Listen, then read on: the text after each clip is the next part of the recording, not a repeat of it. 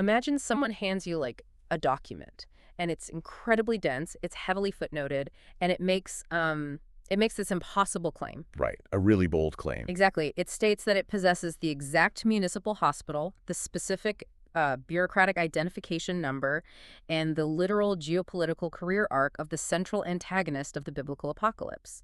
Which is, a lot to process. Yeah. And then it takes all of that ancient criteria and maps it flawlessly onto a modern global leader. It is it is an incredibly jarring premise. I mean, we are so accustomed to treating apocalyptic literature as this vast sort of symbolic poetry, right? Yeah, exactly, like metaphors and allegories. Right. But the source material we are examining today approaches it with the cold, mechanical precision of like a ballistic report. Well, welcome to today's deep dive. We are looking at a highly specific, intense text titled The Rescue Mission for the Body of Christ. And it is intense. It really is. The explicit mission of this document is to conduct a forensic audit of prophetic scripture, specifically targeting the books of Revelation and Daniel. And the goal is to identify the figure known historically as the first beast. What's fascinating here is how the source material completely discards the traditional theological playbook. Yeah, they just throw it right out the window. They do. It actively rejects mystical interpretations or feelings or, moral allegories.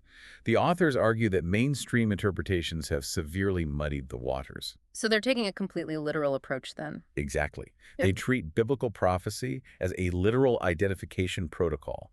They are essentially saying, do not look for a spiritual metaphor. Look for a geographic coordinate and a timestamp. But, okay, before we go any further into how they do that, we need to lay down a really foundational rule for our discussion today. Oh, absolutely. This is crucial. Because if you are going to analyze a text that overlays ancient apocalyptic markers onto modern geopolitical events, you inevitably collide with modern politics. You really can't avoid it. Right. And the data points this text lays out, well, they clearly and unambiguously mirror modern global figures. Yeah, the parallels are not veiled at all. Yeah. I mean, the authors are pointing at very specific recent events on the world stage. Which is exactly why we have to state this clearly. To truly understand the mechanics of this document, you, the listener, have to completely strip away your political affiliations. And we have to do the same. Yes, 100%. We are taking absolutely no political sides today, neither left-wing nor right-wing. None. We are not endorsing the viewpoints, we are not validating the claims, and we are certainly not endorsing the conclusions of this source material. Right. Our sole job today is to act as impartial translators of the text's logic. Exactly. We are just here to report the raw ideas contained in this document and help you understand the specific forensic argument it constructs. And that impartiality isn't just a courtesy. It is literally the only way to actually parse the argument the authors are making. Because the text demands it, right? Yes, the source material itself demands that kind of detachment. The authors explicitly state they are trying to cut through the noise of mainstream media and political rhetoric. So they want you to look at it objectively. Yeah, they want you to look at the text the way a financial auditor looks at a ledger.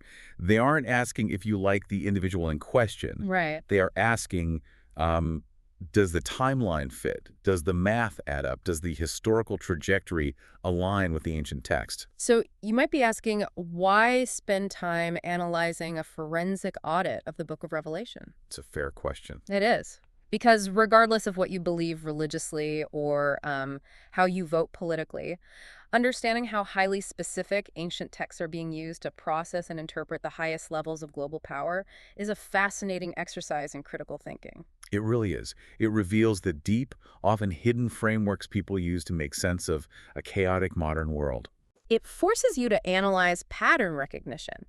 I mean, when an author presents a list of modern historical events and claims, this exact sequence was predicted mathematically and geographically millennia ago. Evaluating that claim requires you to understand their methodology. Right, like how do they justify the connections? How do they build the bridge between a first-century Greek manuscript and a 20th century bureaucratic system? Which brings us to the first major hurdle of their argument. If you are going to identify one specific individual out of 8 billion people on the planet, you can't start with broad strokes. No, you need a definitive origin point. You need fingerprints. Exactly. And that leads directly into the first section of the sources argument, which is the forensic identity markers. The authors establish what we might call a prophetic crime scene. The foundational premise of their argument is that biblical prophecy provides raw empirical data. So it's not about guessing what the text meant emotionally. Right. It is not about interpreting intent. It is about finding a mathematical and geographical match. You measure the data against reality. Okay, let's unpack this, because this is where the source material makes just a massive hermeneutical leap. Oh, huge. The text doesn't say this figure will emerge from the sea in a metaphorical sense or from a distant empire. It gets shockingly, almost uncomfortably specific. It really does. It provides an exact origin point, born in 1946 at Jamaica Hospital in Queens, New York. They are grounding a cosmic, apocalyptic narrative in the mundane reality of a modern municipal hospital. Oh, it's wild. They treat the birth certificate not as a piece of administrative paperwork, but as the first piece of fulfilled prophecy. But, I mean, I have to challenge the premise here. Look at the book of Revelation. Sure. It is a sweeping, hallucinatory vision filled with multi-headed dragons, falling stars, and global cataclysms.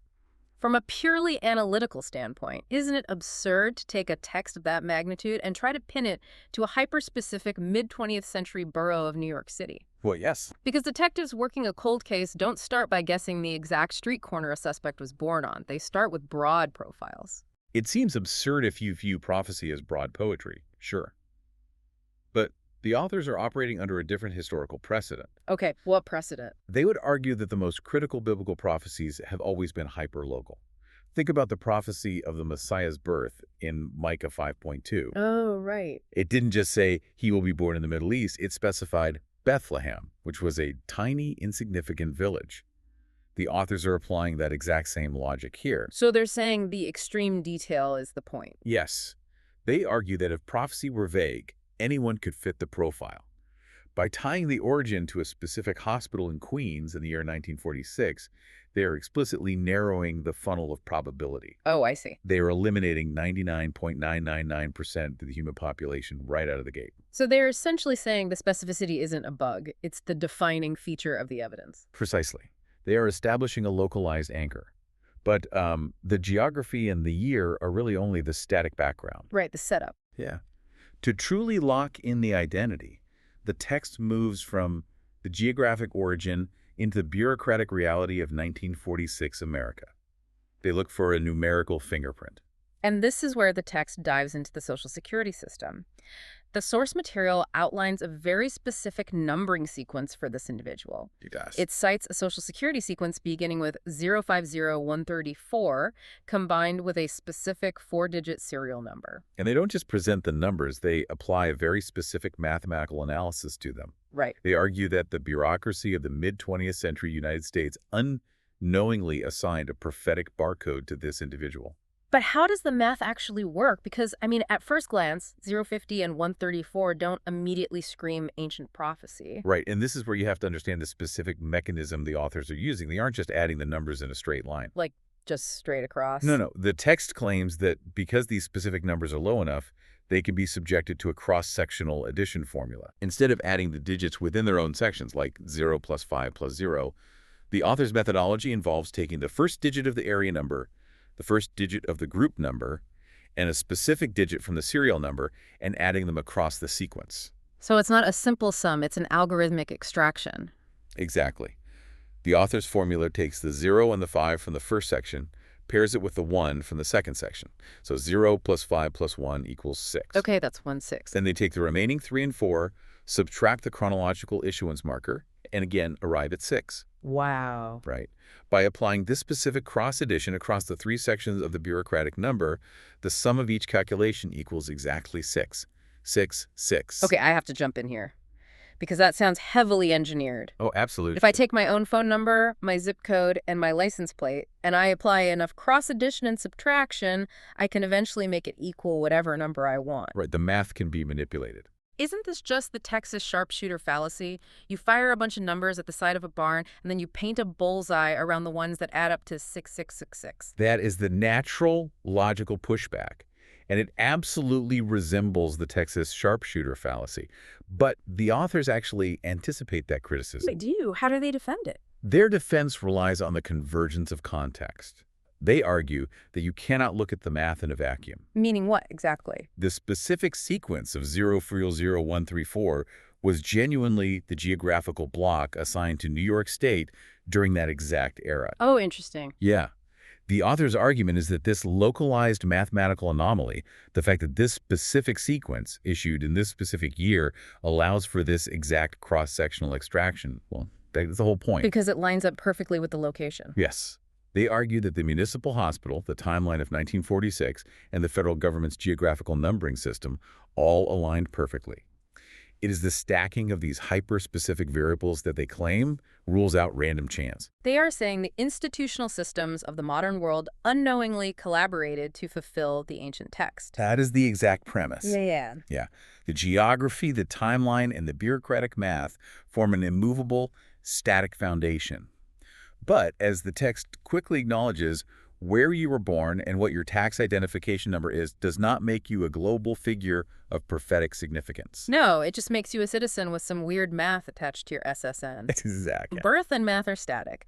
But a world leader is defined by their dynamic career. You have to actually step onto the world stage and execute specific actions to fulfill the rest of the text. The identity markers only get you in the door. Right. The rest of the document is entirely focused on what this individual actually does, which brings us to the source's next major concept, the status protocol. This is where the forensic audit shifts dramatically from demographic background to historical trajectory. Yeah. The source introduces Revelation 17.8. The verse describes a figure with a very distinct contradictory status.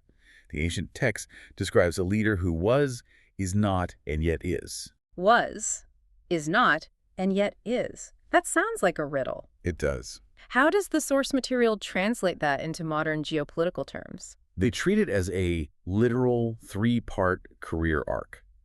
First, the individual must have a period of established, recognized authority on the world stage. They were in power. Okay, phase one.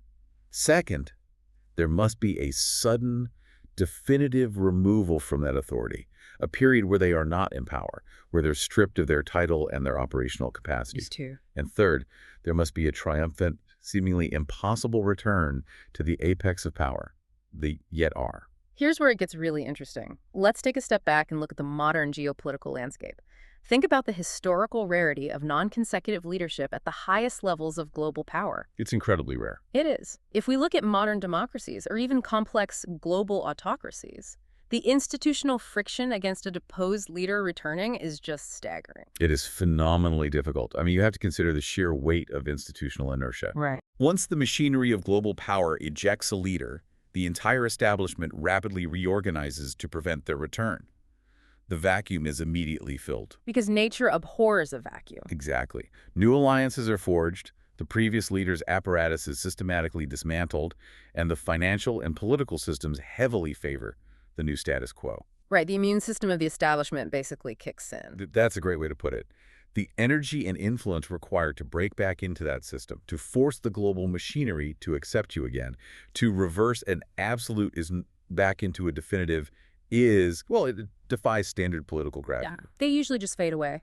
Historically, yes. Yeah. Once a world leader is comprehensively removed from the world stage, they write memoirs, they give speeches, but they do not reclaim the throne. Which makes this specific scriptural marker an incredibly tight filter. It really does. If we are treating this document as a hard data checklist, the authors are setting a nearly impossible bar.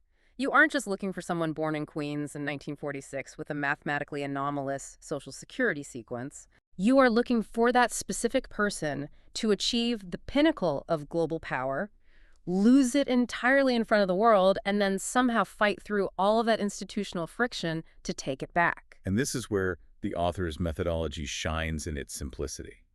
They demand that you evaluate the evidence objectively. Just looking at the facts. The text effectively says, do not analyze the leader's personality. Do not analyze whether their policies were good or bad. Look strictly at the mechanics of their career. It's just a checklist. It requires no external interpretation, no theological debate. Did the person hold power, lose power, and regain power? Yeah. Yes or no? It is a factual binary comparison. But holding power, losing it, and regaining it is just a matter of status. What does this figure actually do with that power once they get it back? Right, that's the real question. Because according to the source, this miraculous return to authority isn't just an ego trip. It directly facilitates the catastrophic events described in the next phase of the text. Yes, the status protocol is just the setup. We have to move from the status protocol to what the document calls the prophetic action plan. This is the operational core of the deep dive. The forensic audit pivots from analyzing who the person is to outlining their exact policy agenda on the world stage. Okay. The source argues that the scripture provides a step-by-step itinerary of their global actions. And the very first major policy move on this prophetic action plan completely subverts the popular Hollywood image of the apocalypse. It really does. We usually picture the central antagonist arriving with armies and fire, blowing things up. But the text argues the exact opposite. They act as the architect of global order. The source points to Daniel 9.27. This is a foundational marker. It identifies this figure as the primary negotiator of a comprehensive 7-year peace covenant. Wait, peace? Yes. This individual does not initially step onto the world stage as a warmonger or a military conqueror. They step onto the stage as the ultimate peacemaker. Oh, wow. They position themselves as the only person capable of architecting a new global order through diplomacy. So they are the ultimate deal maker. Exactly. They bypass traditional diplomatic gridlock to force a covenant. But this isn't just a vague abstract treaty about, global emissions or trade tariffs. No, it's highly specific. It has a very specific, highly volatile geographical target, which brings us to the second operational marker in the text, the Jerusalem foothold. This is a critical transition in the source's argument. They cite Zechariah 12.2 and Revelation 11.2.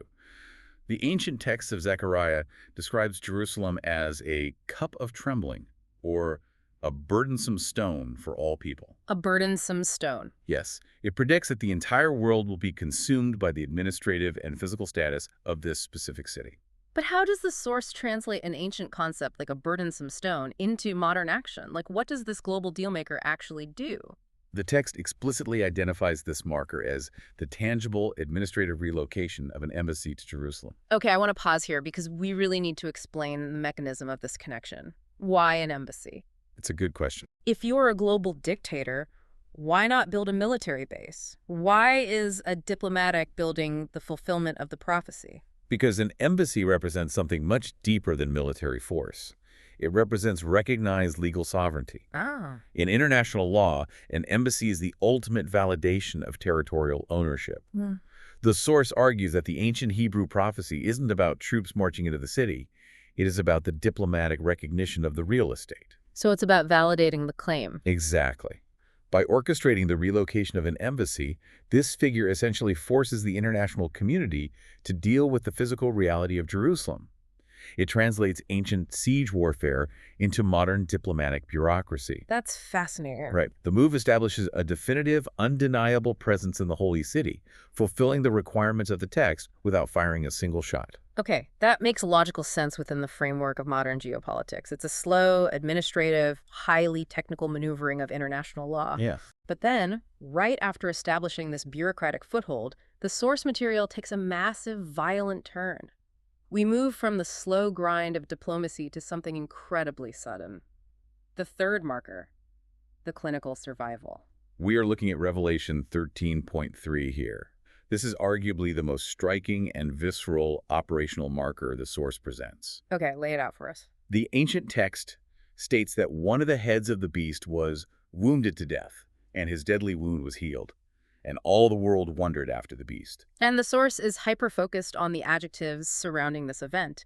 It explicitly argues against interpreting this as a metaphorical political wound. Right. No allegories allowed. Exactly. It wasn't a scandal that they recovered from. It wasn't a bad election cycle. The text insists this must be a clinical, public, and miraculous survival of a physical wound to the head. The Greek word used in the original text of Revelation is plage, which literally translates to a blow, a stripe, or a physical wound.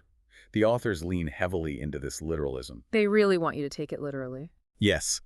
They emphasize that this specific trauma is what forces the entire global population to stop, marvel, and witness the leader's return to strength. It creates a globally unifying moment of profound shock. If you look at this critically, the contrast between these action markers is just jarring. Oh, completely. Think about the mechanics of an embassy relocation. It involves lawyers, real estate developers, career diplomats, and years of tedious policy debate. Very slow moving. Right. It is a dry, bureaucratic event. The only people who are deeply emotionally tuned into it on a daily basis are politicians and policy wonks. It's abstract to the average person. Sure. But a sudden, bloody, globally broadcast assassination attempt or a deadly head injury, that bypasses the intellect entirely. That hits the primal brain. That is exactly the dynamic the source material highlights. If we connect this to the bigger picture, the authors are outlining the two-pronged mechanics of building an unassailable global figure. Okay, how so? Explain the two prongs. The bureaucratic moves, the complex peace covenants, the legally fraught embassy relocations, those actions solidify the leader's authority among the global elite. Okay. They prove to the politicians, the intelligence agencies, and the diplomats that this figure can execute complex, seemingly impossible maneuvers. It commands institutional respect. Sure, they see the competence. But institutional respect doesn't win the devotion of the masses. Right. A policy paper has never made the world marvel. Exactly. But the public, physical survival of a deadly head wound, that speaks directly to the collective psyche of the global population. It bypasses the political elites entirely. It creates a myth. Yes, it creates an instant mythos. Throughout history, when a leader survives a highly public assassination attempt or a grievous wound, it elevates them. It transitions them from a mere politician navigating policy into a figure who appears to possess divine protection or, supernatural resilience. So they get respect from the elites and devotion from the masses. Exactly. The politicians respect the embassy move, but the masses marvel at the survival of the wound. So the wound is the catalyst. According to the source, surviving this public, deadly event is the exact trigger that propels this figure out of normal political squabbling and into a state of untouchable, unmatched global authority. Which naturally drives us into the fourth section of the deep dive: unmatched power and the listener's burden. The source details how this miraculous survival leads directly and inevitably to the silencing of all global opposition. The text points to Revelation 13.4. The world looks at this figure who has survived the unsurvivable, and they ask a rhetorical question. Who is like the beast? Who is able to make war with him? The source frames this not just as popularity, but as a total chilling effect on his enemies. It is a complete silencing of opposition. Wow. After the survival and after the unprecedented return to power following his removal, there is simply no institutional or political force left that is willing or able to check his movements. It is the ultimate consolidation of power. But the consolidation isn't just domestic. If this is truly the fulfillment of the apocalyptic narrative, the authority has to be global. And that is the final step in the prophetic action plan. The authors cite Revelation 13.7 and Revelation 17.1-13. The text describes a scenario where the leader shifts from merely holding national power, acting as the head of a single sovereign country, to becoming the undisputed head of an international coalition. A global leader. Yes, but it isn't a coalition built on mutual cooperation. It is built on surrender. The text explicitly states that nations will actively hand over their power and strength to him. What does that kind of institutional surrender look like in the modern world? Well, in the context of the source material, it looks like nations voluntarily subjugating their own sovereignty to an international peace body directed by this figure. They just give it up. Basically. Whether driven by global crisis, economic collapse, or the sheer mythos of his survival, the international community agrees that individual national sovereignty is no longer viable. They legally and structurally surrender their authority to his leadership. It is the terrifying culmination of the entire trajectory. Let's trace the arc the source has laid out for us. You start with a baby born in a municipal hospital in Queens in 1946. Right. That identity is locked in by a highly specific mathematical anomaly in the mid-century Social Security system. That individual grows up, attains global power, loses it in a humiliating public removal, and against all historical precedent, regains it. The was, is not, and yet is. Yes. They use that power to architect Middle Eastern peace, physically alter the diplomatic status of Jerusalem, and then survive a globally broadcast clinical wound to the head, an event that terrifies their opposition into silence and causes the nations of the earth to literally hand over their sovereignty. The authors present it as a flawless closed loop of prophetic events. The data points connect perfectly. But this is where the source material does something that completely breaks the mold of standard conspiracy theories or political manifestos. Really does. It executes a massive shift. It stops presenting data, and it places an enormous psychological weight squarely on your shoulders. The source pivots to the philosophical core of the document, which is the listener's burden. Yes. Despite the obsessive, hyper-specific details, the hospital, the year, the bureaucratic math, the embassy, the wound, the text explicitly refuses to name the leader. Which is wild. It stops exactly 1 inch short of the finish line. The recurring mantra of the text becomes trust but verify. The authors insist that you must strip away your media bias, look at the fulfilled prophetic record they have laid out, and connect the final dots yourself. They will not say the name. They state, the identification is not our conclusion to force upon you. It must be your realization. So what does this all mean? Why would an author spend dozens of pages building an airtight forensic case, pointing 99% of the way to a highly visible target, and then refuse to close the loop for the audience? This raises an important question about the psychology of persuasion and belief. If we analyze the author's strategy, it is remarkably astute. How so? From a psychological standpoint, if someone simply dictates a shocking, paradigm-shifting piece of information to you, your natural neurological defense mechanism is to reject it. Yeah, you get defensive. This is especially true if the information challenges your established political or religious worldview. Cognitive dissonance kicks in immediately. Right. If you just yell the conclusion at me, I'm going to argue with you. But if I figure it out myself... Exactly. Think about it like being a juror in a high-stakes, incredibly complex trial. The prosecutors, in this case, the authors of the source material, they have spent weeks meticulously laying out the forensic timeline. They've shown all the evidence. They've shown you the math, the geographical coordinates, the career arc, the literal weapon used. Yeah. But during closing arguments, instead of turning around, pointing at the defendant and shouting, "He did it," the prosecutor turns to you, the juror. And leaves it to you. Yes. They say, "I have shown you the closed loop of evidence. The logic is inescapable. But I refuse to read the verdict for you. You have to look at the evidence, look at the man sitting at the table, and speak the conclusion aloud yourself." By forcing you to do the final piece of the math, by making you connect the raw evidence on the page to the reality you see on the television screen, the realization becomes internalized. It becomes your realization, not theirs. It completely bypasses cognitive dissonance. You cannot easily dismiss a conclusion that you formulated in your own mind. It makes you the detective who solved the case, which means you now bear the burden of that knowledge. It is a brilliant, highly manipulative, and incredibly intense rhetorical strategy. You are no longer a passive reader. You are an active participant in the prophecy. Exactly. But as we move toward the very end of the document, this clinical, detached, forensic presentation of evidence takes a sudden, sharp emotional turn. The cold case detective persona completely drops away, and we are introduced to the somber sign-off of a figure who calls themselves the Watcher. Up until this final section, the text has been rigidly structured. Bullet points, scripture references, historical dates, cross-sectional math. It reads like an intelligence briefing. Very analytical. But the final pages are written from a completely different, deeply personal perspective. The voice of the Watcher of the Signs. And the tone shifts entirely. The Watcher isn't analytical anymore. The Watcher is profoundly weary. It is a striking tonal shift. The Watcher describes the deep, crushing psychological burden of projecting this truth. They write about the isolation and exhaustion of holding up these forensic signs while the world, willfully and aggressively, ignores them. And the Watcher makes a fascinating psychological argument here. They claim that people do not look away from the evidence because the math is flawed or because the historical timeline doesn't fit. They look away because the reality of the evidence is simply too uncomfortable to bear.